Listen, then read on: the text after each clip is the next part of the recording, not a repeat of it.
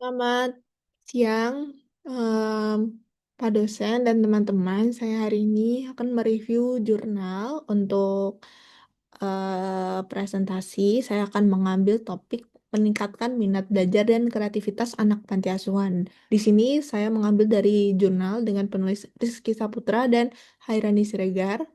Jurnalnya dari J-Index volume 6 nomor 2 tahun 2022. Perkenalkan, nama saya Tanafi Sandira, NIM 23010001 dari Prodi Pendidikan Bahasa Inggris.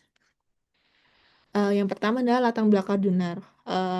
Yang pertama, anak panti ini mengalami kesenjangan literasi dasar, yaitu membaca, menulis, berhitung, dan yang lain-lain. Mayoritas anak lebih tertarik menggunakan smartphone untuk bermain dan menonton TikTok. Penelitian ini dilakukan di Panti Asuhan Putri Aisyah Medan. Dan tujuan utamanya adalah meningkatkan minat belajar dan kreativitas melalui pendekatan edukatif. Yang kedua adalah rumusan masalah dan tujuan penelitian. Rumusan masalahnya adalah bagaimana merancang intervensi edukatif yang efektif bagi anak panti. Dan yang kedua adalah sejauh mana pendekatan ini mampu membentuk perubahan perilaku, belajar, dan berpikir kreatif. Yang pertama, tujuan penelitian ini adalah untuk meningkatkan minat belajar anak panti melalui pendekatan audiovisual. Yang kedua adalah mengembangkan kreativitas anak dengan aktivitas berbasis material sederhana. Selanjutnya adalah metode penelitian. Di sini saya akan mengambil 4 metode. Yang pertama adalah jenis. Itu dilakukan secara penelitian kualitatif dan deskriptif. Yang kedua adalah metode. Delphi, diskusi dan kuesioner untuk menggali masalah. Yang ketiga adalah tahapan, yaitu adalah persiapan, asesmen, perancangan, aksi, evaluasi, dan terminasi. Yang terakhir adalah subjek. Ini adalah subjek yang dituju, yaitu 10 anak panti tingkat SD. Program intervensinya sendiri, program Malabavia atau Mari Belajar dan Membaca dengan video animasi. Medianya bisa video edukatif berbasis dari YouTube. Sasarannya untuk peningkatan literasi dasar, membaca atau mengeja. Program kreativitas ini dengan bahan seadanya, yaitu medianya bisa dari kertas, manik-manik, lem, gunting, dan lain-lain. Sasarannya untuk stimulasi ide dan keterampilan motorik halus melalui kerajinan tangan. Selanjutnya ini adalah temuan dan hasil evaluasi. Ada 4, yaitu peningkatan signifikan dalam kemampuan mengeja dan menulis nama sendiri. Yang kedua adalah kreativitas meningkat walaupun hanya menggunakan bahan terbatas. Yang ketiga adalah subjek menunjukkan antusiasme dan keterlibatan lebih tinggi dalam proses belajar. Yang keempat adalah dukungan emosional dan struktural dari pihak panti turut berperan dalam keberhasilan program. Selanjutnya adalah nilai kebaruan dan kontribusi ilmiah. Yang pertama, inovatif dalam penggunaan video animasi edukatif sebagai media intervensi literasi.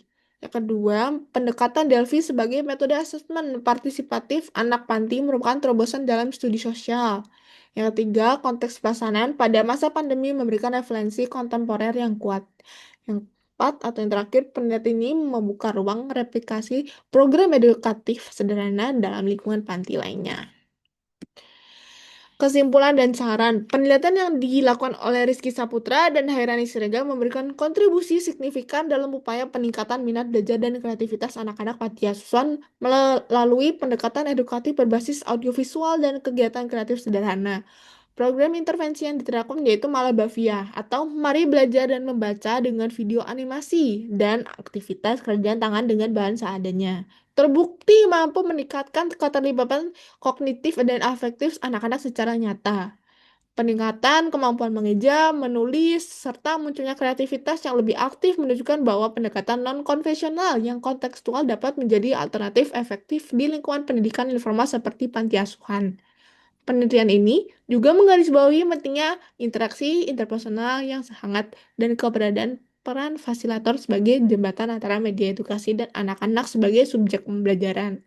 Dan untuk memastikan keberlanjutan dampak positif dari program seperti ini, diperlukan dukungan sistematis dari pengelola panti, relevan, maupun institusi pendidikan yang relevan.